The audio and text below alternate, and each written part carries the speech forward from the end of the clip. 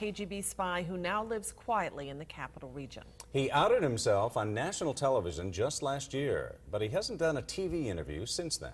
News 10 ABC's Trishna Begum talks with Jack Barsky about his life as a Soviet spy during the Cold War.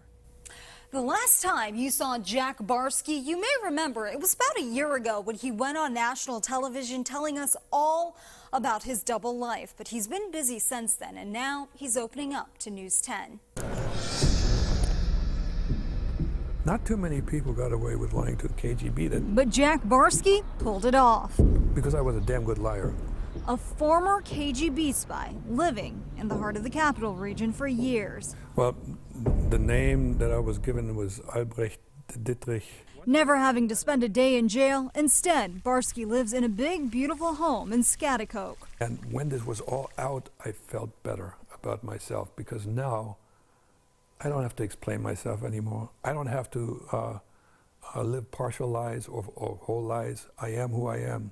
Last year, he came clean about his KGB spy days to the entire world. For once, I'm not employed anymore. He was working for the New York Independent System Operator, which runs a state power grid, until they heard about his story. But now Jack is writing a story of his own.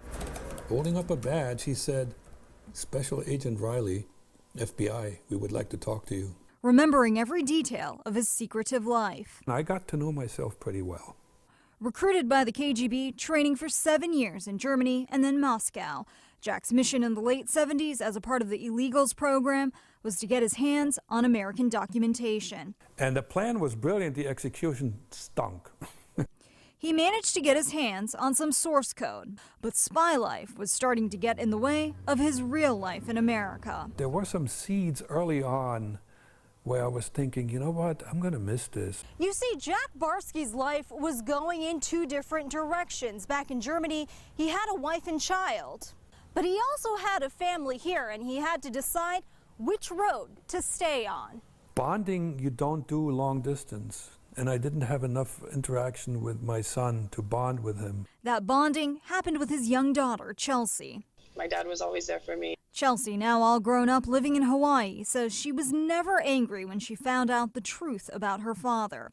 By the time Barsky was discovered by the FBI, he claims he had stopped working as a spy and cooperated with U.S. authorities. There was nothing for me to sit there and be like, wow, you lied to me, or my whole life is a lie. There was nothing here other than Chelsea. And because of Chelsea, who's changed her last name to the one her dad was given, Dietrich, Jack's two lives started coming back together. She found her half-brothers half a world away in Germany. I can talk about it now. I can talk about it more openly. Even pushing her dad to write a book. There's a number of instances where I talk about the lack of competence by the almighty KGB. Its working title, Deep Undercover. And as he's been reflecting and writing about his own past, I got to a point where I realized, my goodness, I worked for the successor of these bastards. That's when I felt really bad. That's when I broke down crying. Jack is discovering some of his own guilt for the very first time.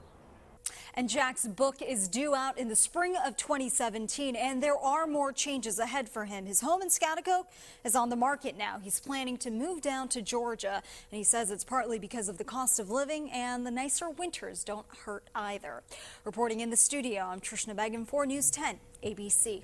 Thanks so much, Trishna. What a fascinating story. Yes, it is. You gotta love a good spy story. You do. And it sounds like he finally spied some nicer weather down south to move to Georgia. Probably helping.